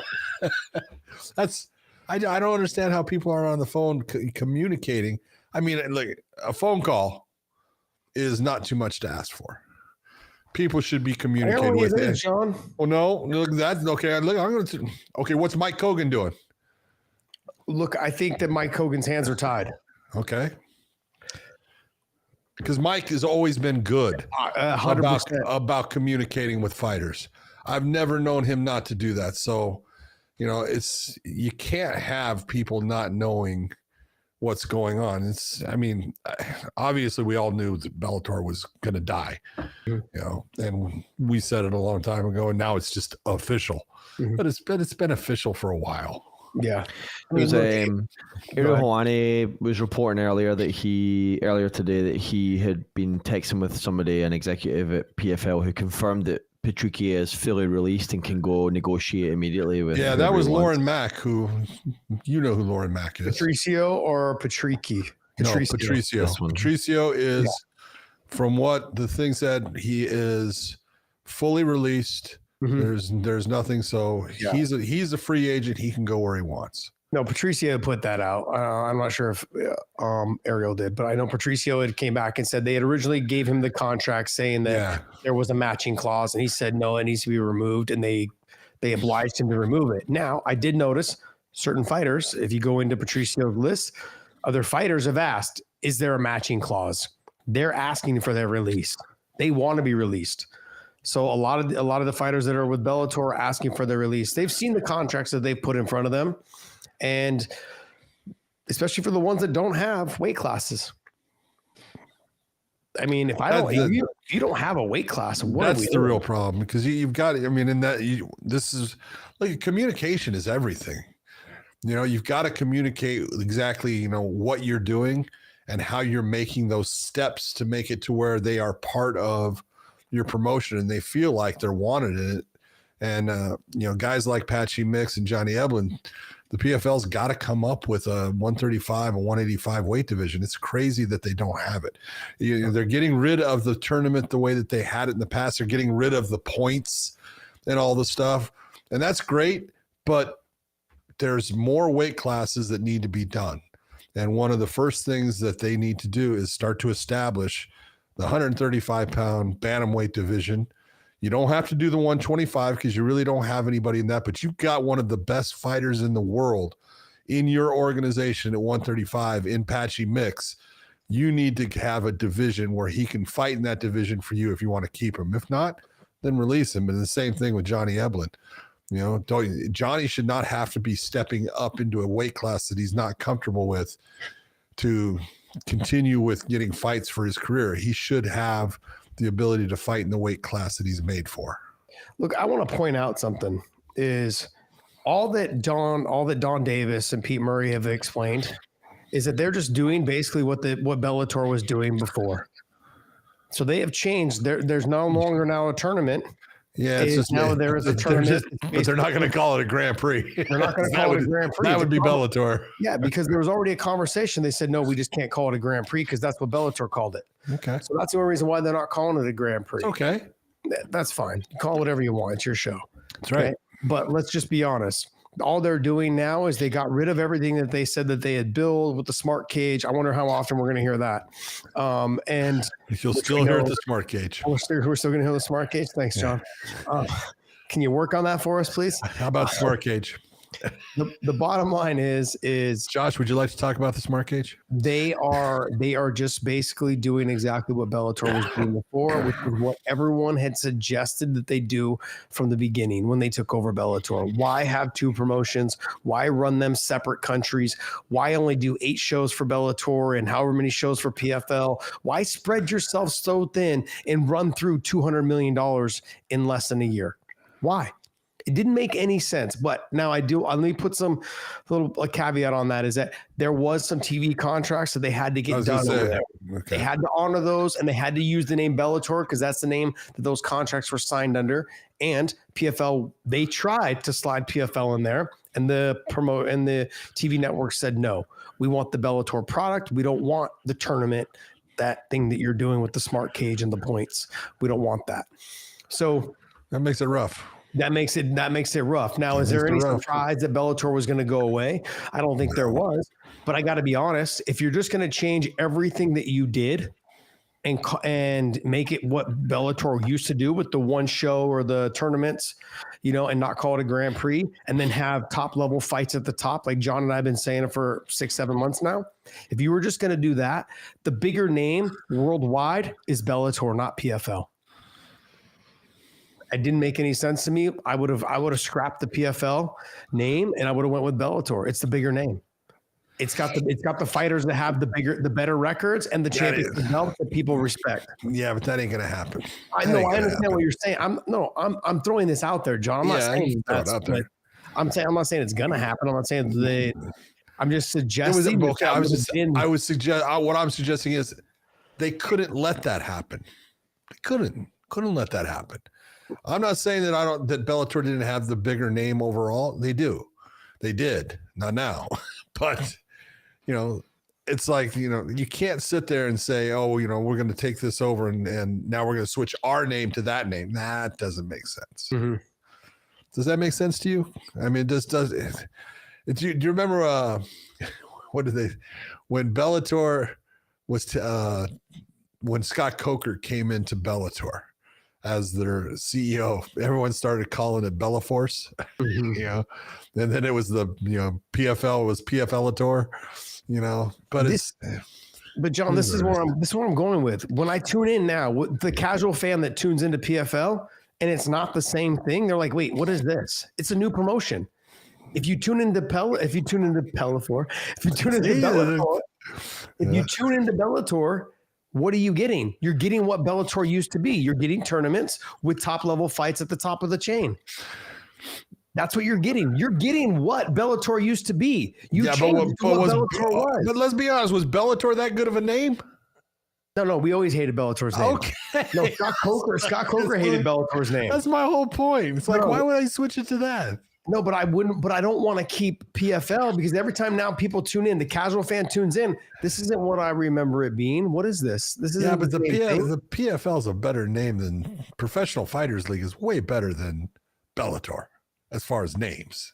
That's a horrible take, John. You want to take an L on that one? that was a horrible take. No, it's not. It's not. And remember, it used to be World Series of Fighting, so that thing switched. It switched names many times. I mean, at least you've had one name consistently with fighters that now the champions that are there that are the better champions.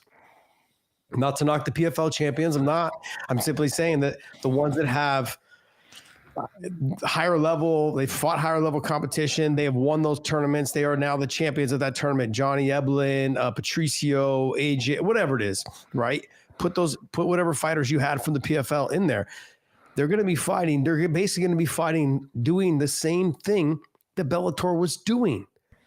So when people tune in, they're like, oh, look, it's Bellator still doing what Bellator does. You tune into PFL, it's not going to be anything like it was. So it's not like what it was. And the $500,000, can I ask you this? Why are you wasting your money? Like, why am I spending $500,000? These fighters in the UFC that are in the top 5. Well, here's the difference. $500,000, John. Here's the difference. If you're looking at it, the $1 million purse or $1 million prize at the end of the PFL season. So, that was based upon also your contracted for each fight. Whatever you made, we'll say that you made, $50,000 in your first, and you made $100,000 in your next and $100,000 in your third. That means that you were $250,000 in it. So when you won that fight at the end, that was $750,000. Yeah. It was all continuous. The one thing that I heard off of this $500,000 one is, it is like what Bellator used to do, where it is now a matter of your contracted money, whatever you make, and then it is a separate $500,000 at the end. So really, it might not be that much difference. It's just done in a different way. It won't be that much different. But what I'm simply saying is that we have talked about this multiple times. Why are you putting $500,000 on fights that these guys are not your main event fighters? Yeah, I understand what you're saying with that. The money should go to your bigger name fighters and the ones that are going to put eyeballs on your set and butts in your seats and stuff, where you could use smaller, younger fighters as your upcoming crop, similar to like a Dana White Contender Series. These are the people that are going to be our stars of the future, and put them in $100,000 tournament. Yeah, I can understand those guys are going to come out and fight their asses off. They are going to be the ones that build your young and up and coming that people want to make. People are going to want to tune in to watch because those are the best scraps. The ones that are like, hey, I'm in this tournament. It's a big show. I need to win this fight to get to the next one to be able to make that $100,000. Now you're putting these guys in a position, I get it, to make a lot of money, but as a promotion, it's not smart. This is not how you stay in business. No, but it's the one thing, if you had it at $100,000 also, you could have many more of them as far as the weight classes. You could keep them in all the weight classes. Yeah. Because it's less money to you as far as, and you're still going to get good fights out of it. Yeah. I mean, like I said, some of these main event fighters for the UFC and their fight nights and some of the other, even guys that are ranked in the top 10 are not making $500,000. Oh, no. And so why I'm all for the fighters making money, but I'm also in my mind, I'm all for a promotion staying around. And that's where I'm at, John. You and I have had this conversation offbeat, and I've had these conversations with a lot of other promoters and people that are thinking about getting into the promoting business. How can we shape this so there's more promotions out there to give fighters more opportunities, but without going bankrupt? Yeah, that's the whole thing. And it's the manager's job to get the most money, but I also think if you want to have more fighters and if you want to be able to make more money by having more fighters be active in more promotions, that's the thing. There needs to be a conversation between managers and promoters and how we can make it all work so it works mutually for each other. The UFC, I think right now is they're going to be keep cashing in because these other promotions will keep coming in and spending money, building their fighters. But they have to. Yeah. You know, smaller promotions have to pay the fighters more money, or the fighter's going to go to the UFC because, well, if I'm making the same amount, I'd rather be in the bigger show. Makes sense. I guess ultimately, look, if I'm a fighter, I'm going to not leave you with this, but this is one of my last. If I am a fighter, I am looking for a way out. That's just me. I'm looking at the PFL, and I'm looking at what they're thinking about doing. Don Davis has been very clear about, I don't watch fights. I don't watch fighters. And then you need to bring somebody in that is the promoter. You need to either give full reins to Mike Hogan and let him be the promoter, and you just do what you do. You and Peter or whatever it is, you two, go ahead and just raise money because you guys fucking do a great job of that. Yes, they do. You guys are great at raising money. Go do that. If you don't want to be the promoter, then don't bring yourself around the fighters trying to be promoters.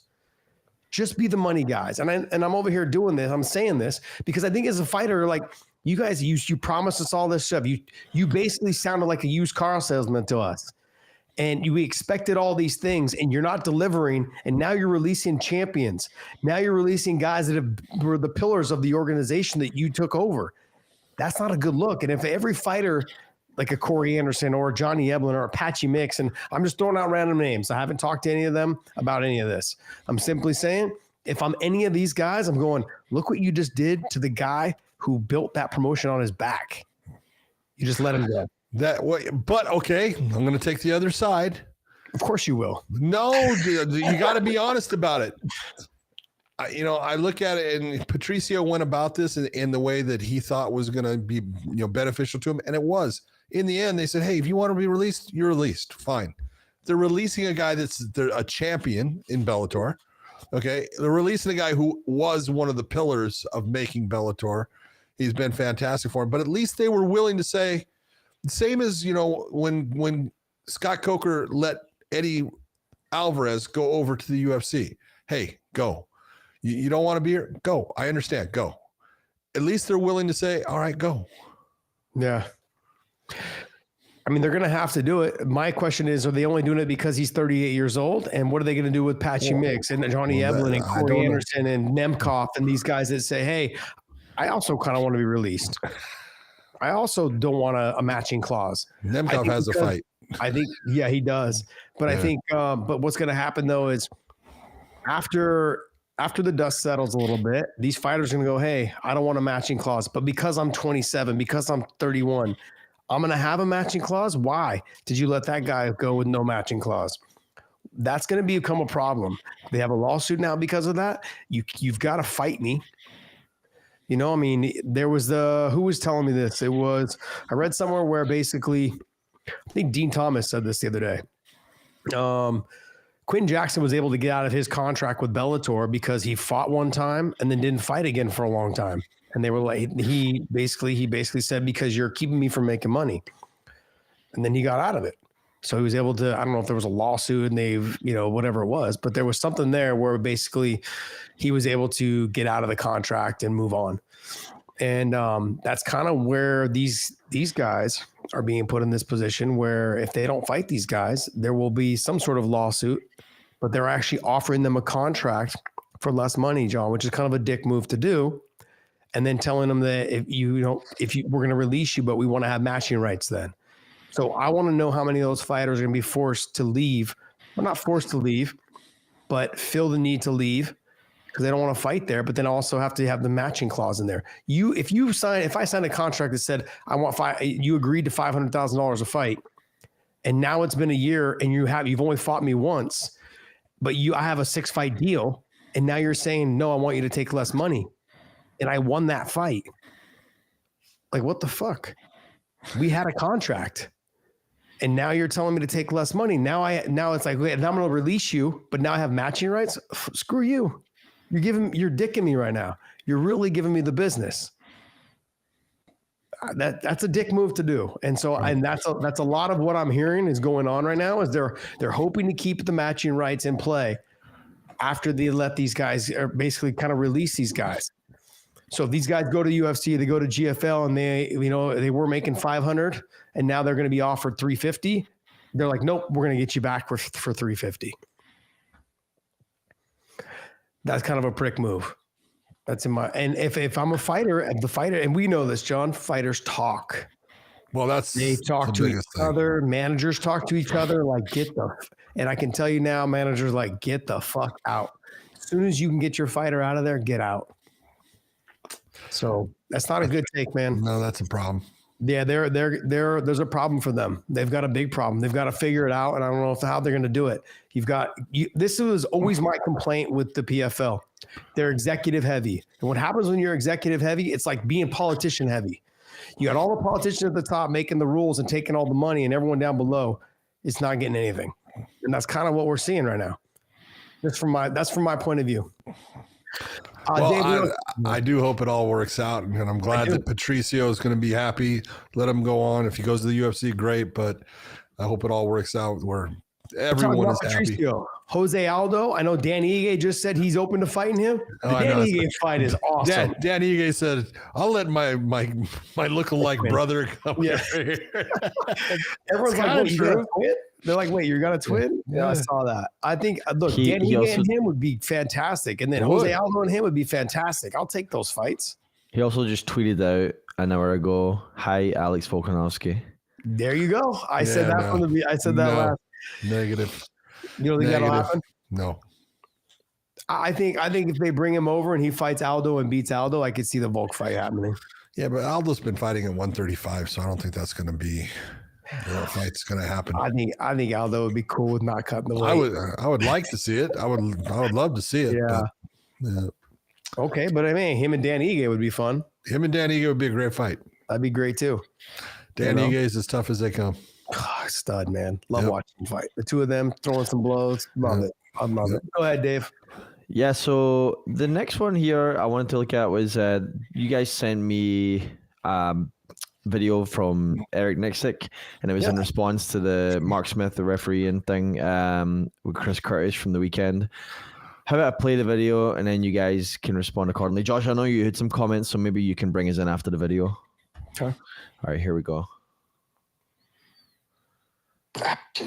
We need to take accountability on our end. Yeah. But I said this to Chris immediately after the fight. We should have never been in that position. I got to be honest. Fair enough. Don't be in that position or that situation to make him make that type of decision. The referee comes in and asks, do you have any questions or concerns?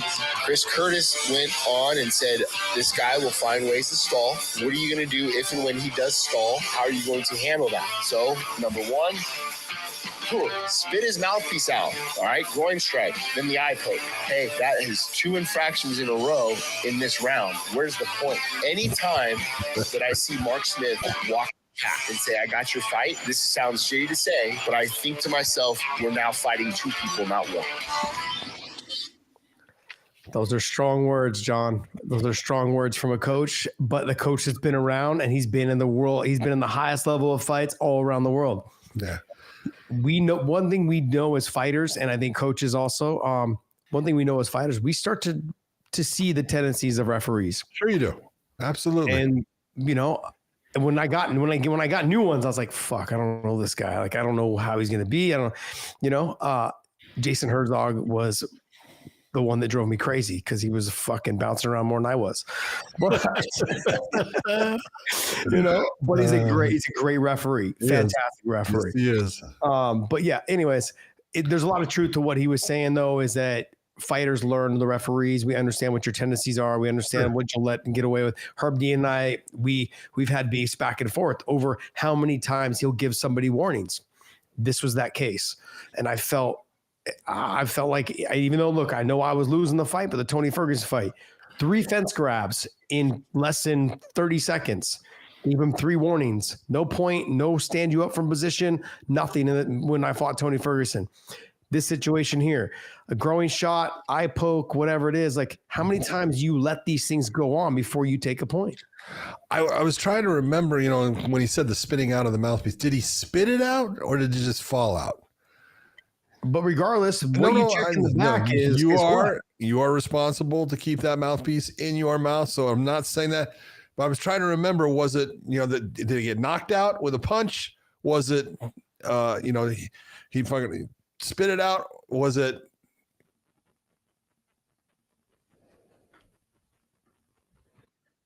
You got to love what Eric Nicksick says in this, as far as, first off, this is our responsibility. And he's right. Okay. You know, we shouldn't have been in that position anyways. Okay. But that can happen in any fight. You know, saying that, you know, you don't want to be in a position where someone is hitting you with heavy shots. I understand that, but it's going to happen somewhere along the way. The real thing is, and this is, like you said, all fighters are going to have someone that they like and someone that they don't. You know, John Jones didn't like me. Okay. I don't care. Doesn't matter to me. And I never cared about doing his fights. I wouldn't sit there and, you know, I'm not asking for fights with John in it. I'm just getting assigned to him. And if he had a righteous reason to say that I was unfair to him, then it would be upon the commission to say, okay, we're never going to put that person in with you. If it's, you know, what he said, well, we don't have good energy. Okay. I told you, but like I said earlier, what that energy was about is because I don't put up with his shit.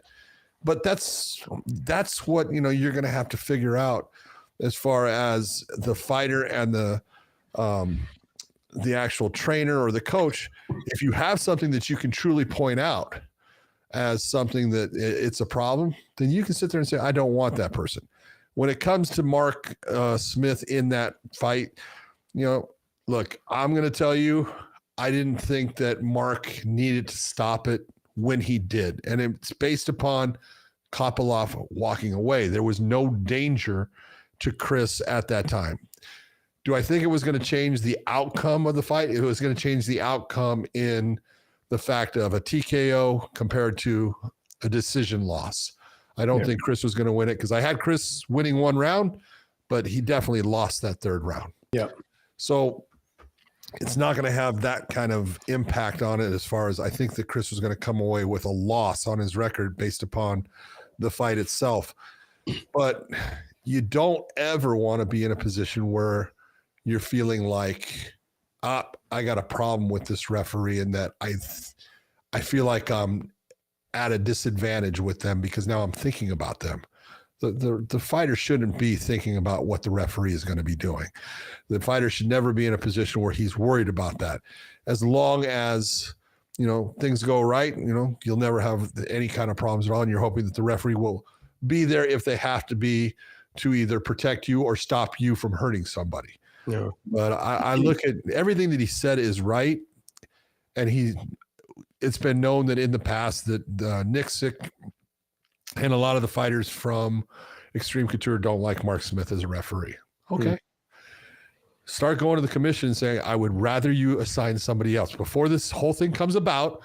And you can do this the week of the fight because they still don't have everything all planned out.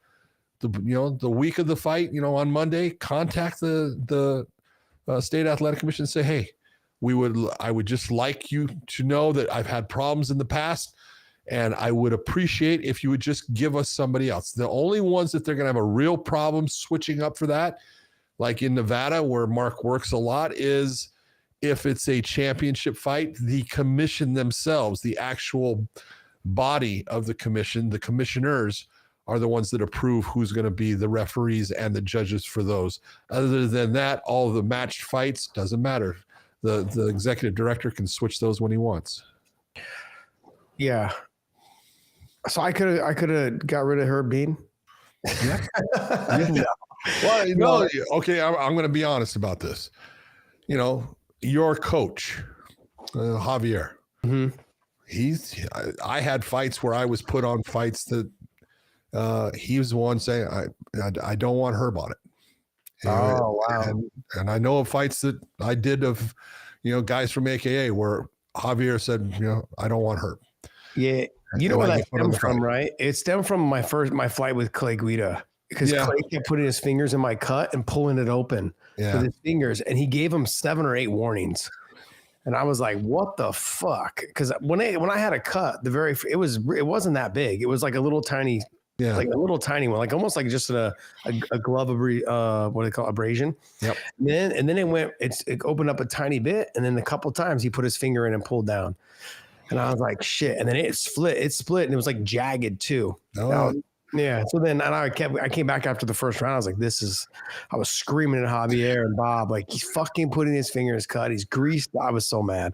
Anyways, but then that was Herb. And then the Tony Ferguson thing, my last fight in the UFC, was another thing. And I mean, we've had here and there little things, I like Herb though as a person. No, he's a great person. We've done things with him for USO. We've done things with him, he's a good person. I'm not just when it came to that type of stuff. I was like, how many fucking warnings are you going to give this guy? You gonna let me die in here first? What are you going to do? So it was, those are just things that I had outside. Yeah. But yeah, I get it. That's the thing is I also do remember for the Tony fight, I was like, when I got Herb, I was like, okay. And like you were saying, fighters don't have to think about like you're fighting 2 people. No. And that went through my mind in that fight. It's just because of past experiences. So, all right, Dave, what else you got for us? All right, let's wrap up on this last one here. We got Holly Holm announcing that she's leaving the UFC, but she is a free agent and plans to explore opportunities in boxing and MMA. She's amazing, man. Like, she's still doing it strong at what, 42, I think she is. Yeah. Still looks good. Still, it's lost a little bit of a step. She's not as fast as she used to be, that's fine. Like, it comes to a stage though, too. She's 43. There's just a stage where like your body can't grapple and wrestle and do everything at the pace that it needs to be in the UFC. And she did it for someone that came in mainly a kickboxer / boxer and becoming champ. Yep. That's fucking so impressive. And the way she did it too, with her win over Ronda Rousey, one of the most historic wins, I think, in female history. I mean, the way she did it, John, I remember sitting in my car because I was at another fight, a small fight event they had in San Jose, and I was dropping some friends off, and we were all glued to my phone watching it inside the car. I was pulled up to their house, and we were all in the car watching it on my phone.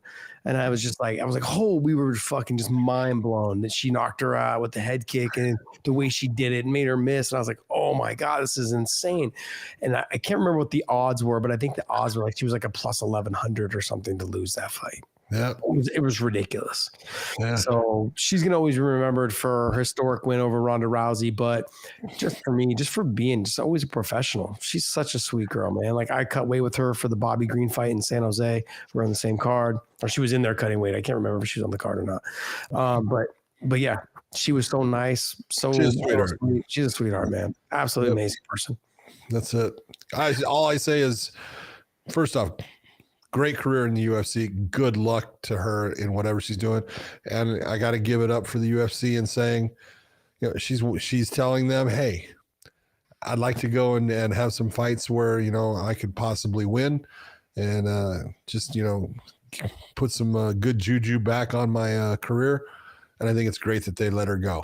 So yeah, I think so too. Yeah. Dave, let's go ahead and answer some of these super chats real quick before we head out. We wrap up. Okay, let me find where we last were. Zeke 662 says, brother, who gave this man a black belt? I think he's talking about Holland because it looks like it was around the time. Kevin Holland. Travis Lutter gave him a black belt. And if you don't think Travis Lutter knows what the fuck he's looking at, I'm sorry, dude. Yeah, Travis Lutter's good, man. Fucking A. He's really good. From Wardo, if the fighters were smart, they would get their new contracts to have guaranteed fights. It looks like the PFL doesn't like contract with guarantees. Well, Wardo, I would like to agree with you and say if they were smart, they would do that. The thing is, though, is when you're in the position they're in, they don't have a lot of leverage, and the managers don't have a lot of leverage to actually negotiate these type of little details. If you went to the UFC and said, yeah, I want this, this, and this taken out of the contract, they'll tell you to kick rocks. Go somewhere else. I know what they're going to tell you. Yeah. Oh, you don't want to sign that? Have a nice day. Yeah. See you later, buddy. And look, and not that the PFL is in the same position as the UFC, but to be honest, they kind of are, because they know that if you were good enough, or if you were that highly touted, I should say more so, is that you would be there already. The UFC would have tried to have already done a backdoor deal with you somewhere else. You know, the fighters are extremely talented in the PFL and Bellator. All of them, like Gadzi Rabadanov, fantastic. Timur Khizriev. I mean, Brandon Loughnane. Like, these guys, they're so good. You got Patricio, obviously. We always mention, you know, Patchy Mix. I use Magomedov. Like, there's a lot of really good Nemkov, a lot of really good fighters in Bellator. There's a lot of good fighters in PFL. Once they do free up, I think the ones that I mentioned, they would get snatched up right away by the UFC. The UFC would pick them up. They've all been champions there, or they've all had impressive wins, and they're doing really well over there. They've got a name. They've got Brandon Loughnane, man, has made such a huge name for himself. Kid's a stud, fights his ass off, fights hard. Yeah, I think they'd pick him up for sure. Other Khizriev for sure. There's guys that they would bring over. Other fighters, they don't have any negotiating rights whatsoever when it comes to this. Either take it or leave it, because where else are you going to go? Give me another contract. Give me another organization that will pay you more than 5 and 5. Give me one. GFL. That's all I've heard lately, but they haven't had their first show yet. GFL. They haven't even had their draft yet, which is at the end of this month. Yeah. So they're having their draft the end of this month, and they're supposed to be having their first show in April, which I hope it happens. So a lot of these fighters can get busy. I hope so. So anything else there, Dave? Better keep hoping. Lazy Bed.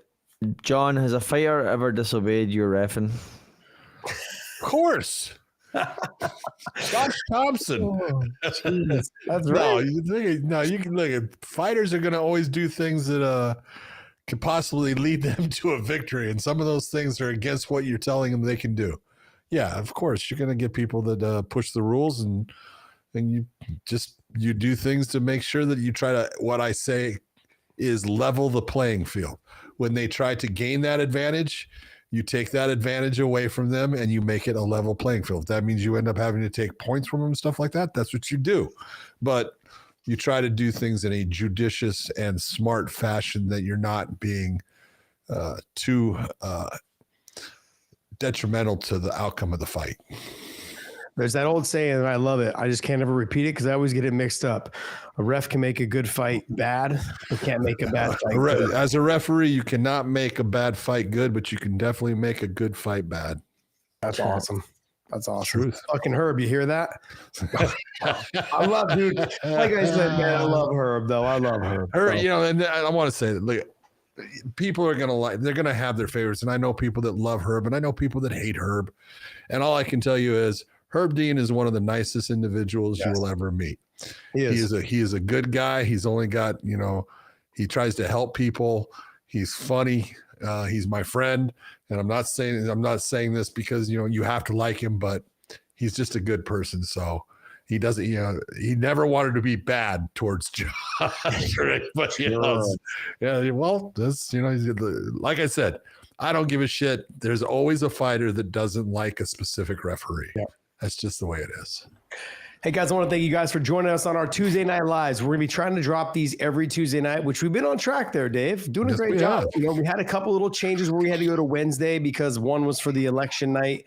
And we knew that no one was going to watch because they'd be watching that.